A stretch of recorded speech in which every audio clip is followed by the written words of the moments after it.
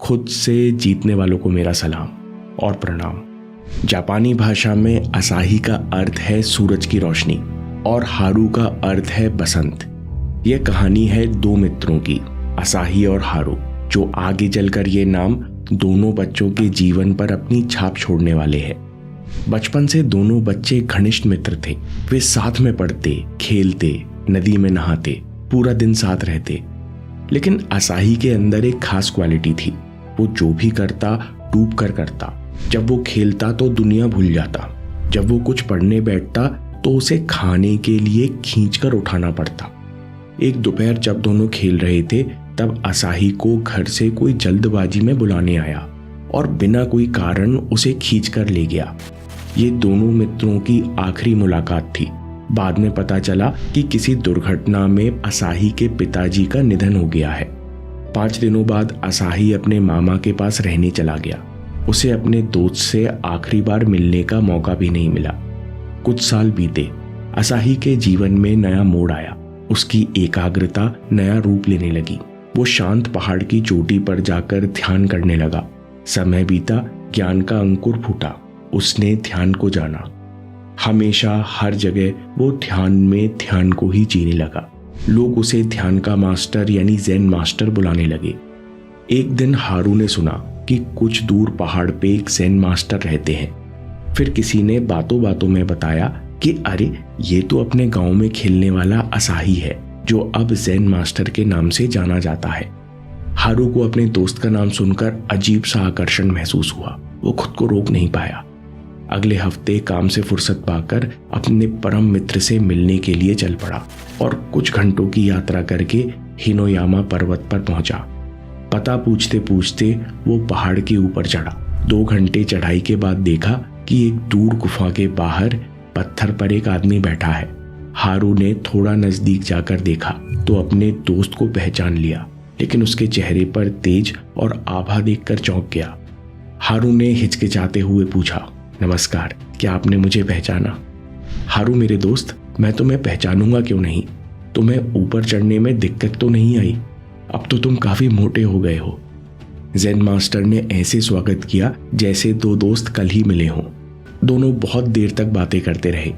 हारू ने देखा कि असाही के नजरें एकदम स्थिर है और चेहरे पर हल्की मुस्कान हमेशा बनी रहती है। फिर कुछ देर बाद हारू ने पूछा, तुम्हें अचानक क्या हुआ? तुम यहाँ क्यों आ गए? असाही ने कुछ नहीं कहा, बस मुस्कुराकर पूछा, अच्छा दोस्त ये बताओ तुम कैसे हो? घर में सब ठीक है? हारू एकदम निराश हो गया। उसने कहा, दोस्त, मैं जिस काम को शुरू करता हूँ उसी में असफलता मिलती है। हमेशा पैसे और खाने का अभाव बना रहता है, इसलिए पत्नी ताने कसती है और बच्चे बात नहीं सुनते। असाही ने कहा, क्यों ना तुम मेरे साथ कुछ दिन यहीं रुक जाओ, मेरे साथ यहीं ध्यान करो, फिर चले जाना। हारू ने सीधे मुंह मना नहीं किया, लेकिन उसने सोचा, मेरे पास इतना खाली समय तो नहीं कि मैं इस निर्जन पर्वत पर बैठूं। मैं कल ही सुबह चला जाऊंगा। लेकिन उस रात हारू बहुत गहरी नींद सोया। अगले दिन उसे बहुत शांति महसूस हुई। वो यूं ही पहाड़ों में घूमता रहा और जब समय मिलता तो असाही से बचपन की यादें ताजा करता। हारू को पता भी नहीं चला कि कब 3 दिन निकल गए। जब वो वापस आया तो काफी परेशानियां टल चुकी थी। बड़े आश्चर्य की बात थी, घर का माहौल अच्छा था। कुछ दिनों में फाइनेंशियल हालत में भी सुधार हुआ। फिर कुछ 10-12 महीने निकले। पहले बच्चे की तबीयत बिगड़ी, फिर काम में नुकसान हुआ। उसे दुकान बंद करके घर बैठना पड़ा। उसका मन नहीं लगा तो हारू फिर अपने दोस्त के पास पहुंचा। उसने देखा कि ज़ेन मास्टर की प्रसिद्धि और बढ़ चुकी है। लोग दूर दूर से ज़ेन मास्टर के पास आ रहे हैं, लेकिन असाही वैसे ही शांत बैठा हुआ है, आंखें वैसे ही स्थिर हैं। पुराने दोस्त को आया देख ज़ेन मास्टर ने पूछा, मित्र, अब सब कुछ कैसा चल रहा है? आवाज में वही अपनापन और वही सहजता थी। हारू ने कहा, अपनी अपनी किस्मत है मित्र। मेरे जीवन में से परेशानियां खत्म ही नहीं होती, एक के बाद एक कुछ न कुछ होता ही रहता है। ज़ेन मास्टर ने फिर कहा, इस बार तुम 5 दिन रुको हारू, फिर घर जाना और अच्छा लगे तो साथ बैठकर ध्यान भी कर सकते हो। 2 दिन बाद हारू ने असाही से कहा, तुम्हारे कहने पर मैंने कोशिश की थी, पर मुझसे ध्यान नहीं होता। मन में बार बार चिंताएं आने लगती हैं। तो ज़ेन मास्टर ने कहा, जितना हो सके उतना किया करो। ध्यान एक बैलेंस है, तुम जबरन जोर नहीं लगा सकते। केवल शांत बैठकर देखना है। लेकिन हारू ध्यान नहीं कर पाता, अपने दोस्त के आसपास बैठा रहता, कभी लोगों से बातें करता। ज़ेन मास्टर के पास कुछ किताबें थीं, वही पढ़ता, उसे थोड़ा सुकून मिलता। 2 दिन के अंदर उसने ध्यान की कोशिश भी छोड़ दी। 5 दिन बाद हारू घर पहुंचा तो इस बार फिर हालात सुधर चुके थे। हारू को कुछ कनेक्शन समझ आया। अब हारू को जब भी परेशानी आती तो अपने मित्र ज़ेन मास्टर के पास रहने चला जाता। एक बार हारू दोबारा अपने दोस्त से मिलने आया। असाही ने फिर उसका स्वागत किया, लेकिन जब उसने अपनी परेशानी के बारे में बताया तो असाही ने उसकी शिकायतों पर ध्यान नहीं दिया। उस दिन के बाद से असाही ने अपने दोस्त हारू को पूरी तरह इग्नोर करना शुरू कर दिया। 1 हफ्ता निकल गया, लेकिन असाही न उसकी तरफ देखता न उससे बात करता। हारू का धैर्य खत्म हो गया। 8वीं रात उसने गुस्से में असाही यानी ज़ेन मास्टर से कहा, अरे मित्र, तुम सबको आशीर्वाद देते हो, सबको सिखाते हो, तुम मुझे कुछ नहीं सिखाते। शायद मैं ही तुम्हारा समय खराब कर रहा हूं। लेकिन असाही अभी भी मौन था। फिर हारू रोने लगा, मुझसे क्या गलती हुई है कि तुम मुझसे बात ही नहीं करते? मैं इतनी परेशानियों में हूं और तुम मुझे समझा नहीं रहे। क्या मैं तुम्हारा दोस्त नहीं हूं? अब जब तक तुम मुझसे बात नहीं करोगे, जब तक मेरी परेशानियां सॉल्व नहीं करोगे, तब तक मैं यहां से हिलूंगा नहीं। ये सुनकर ज़ेन मास्टर ने मौन तोड़ा। हारू, चलो हम पहाड़ की चोटी पर चलते हैं। शब्दों में ऐसा आदेश था कि हारू बकरी के बच्चे के जैसे असाही के पीछे चल दिया। ऊपर पहुंचकर ज़ेन मास्टर ने कहा, आसमान देखो, क्या दिखता है? हारू ने देखा, आसमान एकदम साफ है और चोटी पर से देखने पर नजदीक भी लग रहा है। असाही ने इशारा करते हुए कहा, आसमान में दूर उस छोटे से टिमटिमाते तारे को देखो। अंतरिक्ष में बहुत दूर होने के कारण बहुत छोटा दिख रहा है, पर यह तारा हमारे सूरज से 1000 गुना बड़ा है। मास्टर मुस्कुराए और बोले, हारू, कुछ समझ आया? पर हारू ने कोई जवाब नहीं दिया। मास्टर ने आगे बोला, हमें सूरज बहुत बड़ा लगता है, लेकिन उस तारे या अंतरिक्ष की तुलना में यह बहुत छोटा है। अगर सूरज इतना छोटा है तो सोचो पृथ्वी कितनी छोटी होगी। हारू ने कहा, सुई की नोक के बराबर। असाही ने कहा, अब ध्यान से सोचो, इस ब्रह्मांड की तुलना में जापान कितना बड़ा है। अनंत ब्रह्मांड की असीम शांति की तुलना में तुम और तुम्हारी प्रॉब्लम्स कितनी बड़ी हैं। हारू की आंखों से आंसू बह रहे थे। ज़ेन मास्टर ने कहा, तुम्हारी प्रॉब्लम्स इतनी छोटी हैं कि तुम्हारे जीवन में जो भी कुछ हुआ और जो भी परेशानी अभी हो रही है, अनंत की सच्चाई के सामने उसका साइज इतना छोटा है कि हम उसके अस्तित्व को नकार सकते हैं। असल में सब कुछ एक है, कुछ भी उस असीम शांति से अलग नहीं है। ये शब्द सुनकर हारू का मन अचानक हल्का हो गया। अचानक उसे ब्रह्मांड की अनंत शांति महसूस हुई। हारू उस आनंद के साथ एक हुआ जिसके लिए वो जीवन भर से तड़प रहा था। प्रेजेंट में आते ही हारू की आंखें और बहने लगी। उसने बोला, मास्टर, परेशानियों से आपने मेरा मन हल्का कर दिया। ज़ेन मास्टर ने कहा, मैंने ऐसा कुछ नहीं किया, बल्कि तुम्हारी समझ ने किया है।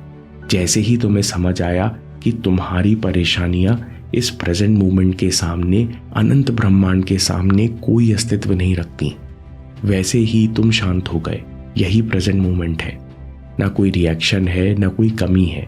यही ध्यान है, यही अनंत का आनंद है, यही मेरा और तुम्हारा सच है। हारू काफी देर तक शांत बैठा रहा। फिर उसने पूछा, मास्टर, हम जीवन की परेशानियों से कैसे निपटें? असाही ने कहा, सफलता, असफलता, परेशानी और आसानी, ये सब आइडियाज मात्र हैं। तुम जिस आइडिया को यकीन से पकड़ोगे वही तुम्हें सच दिखने लगेगा। अभी तुमने यही अनुभव किया। जैसे ही तुमने समझा और यकीन किया कि परेशानियों का कोई अस्तित्व नहीं है, केवल अनंत ब्रह्मांड है, वैसे ही तुम प्रेजेंट मोमेंट में आ गए। मन को तैयार करो। हारू ने कहा, असाही, अब मैं समझा कि तुमने क्या पा लिया है, लेकिन मुझे ये बताओ कि जब मैं कुछ दिन तुम्हारे पास रहता हूं तो मेरी परेशानियां कम क्यों हो जाती हैं? ज़ेन मास्टर ने कहा, मन की आदत है कि वो परेशानियों को बड़ा बनाकर उन्हें अनावश्यक रूप से महत्व देता है और प्रेजेंट मोमेंट की उस खुशी के लिए व्याकुल रहता है जो हमेशा उसके पास है। तुम यहाँ शांत रहते थे तो कुछ दिन मन की आदतों में सुधार होता था, वो परेशानियां छोड़कर जीवन को शांति और आनंद की नजरों से देखने लगता। जब तुम घर जाते तो बदले नजरिए के कारण तुम्हें सब ठीक लगता, जिससे तुम्हारे हालात और सुधर जाते। लेकिन कुछ ही दिनों में परेशानियों को बड़ा बनाने की आदत के कारण मन और जीवन के हालात पहले जैसे हो जाते। अब तुम्हें इस सुख दुख की साइकिल से बाहर निकलना है, तो ध्यान के अभ्यास से मन को तैयार करो। इतनी अलर्टनेस विकसित करो कि तुम चुन सको कि तुम क्या सोचना चाहते हो, जीवन को सफलता या असफलता किस दृष्टिकोण से देखना चाहते हो।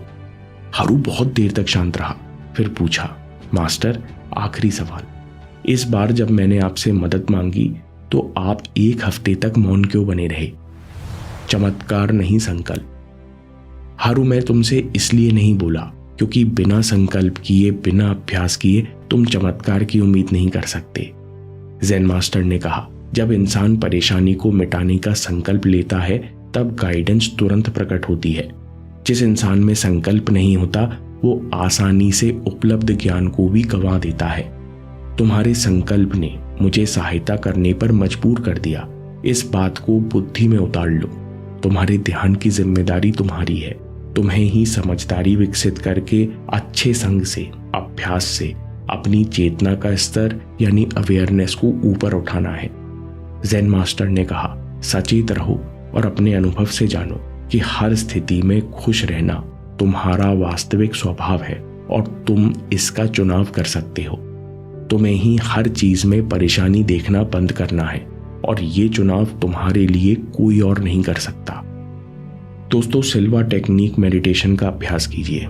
इसका अभ्यास करने के बाद आप मात्र 3 सेकंड में अपने मन को कभी भी कहीं भी पहले से गहरे स्तर पर शांत कर पाएंगे, शरीर को पहले से गहरे स्तर पर रिलैक्स कर पाएंगे। इस वीडियो को अभी सेव कर लीजिए और जरूर अभ्यास कीजिए, क्योंकि आपके समय से कोई ऐप, कोई न्यूज, कोई वीडियो कीमती नहीं है। मैं काम के किस्से लाता रहूंगा। हम जीतेंगे।